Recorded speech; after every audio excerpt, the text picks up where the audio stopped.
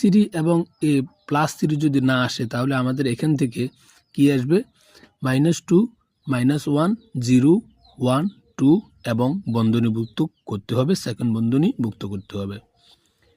এইবার আমরা n এর মানটা বের করব। এই যে nটা কিন্তু আমাদের এখানে রয়েছে, এখানে সেট গঠন পদ্ধতিতে এখানে রয়েছে সেট গঠন পদ্ধতি।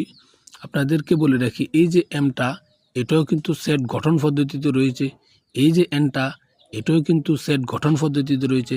আমাদেরকে এগুলা তালিকা পদ্ধতিতে প্রকাশ করতে হবে।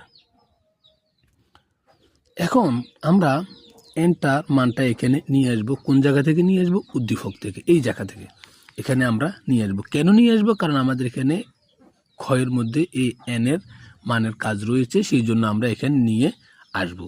ডিয়ার লার্নার, এখানে নিয়ে আসার পর n কি, এখানে যে nটা এটা কি x in n such that x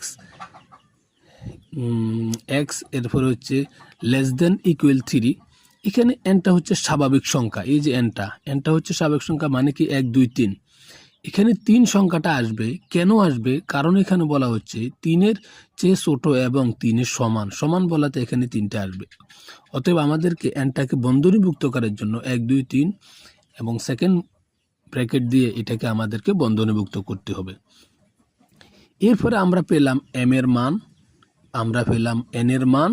এখন আমাদের c এর মানটা বের করতে হবে।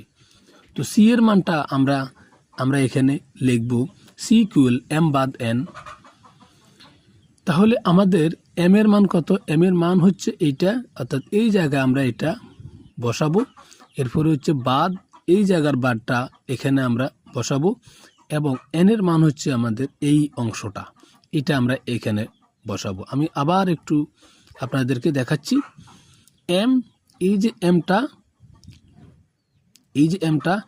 mটার জন্য আমরা এখান থেকে মানটাকে এনে এখানে বসাবো, তাহলে হলো।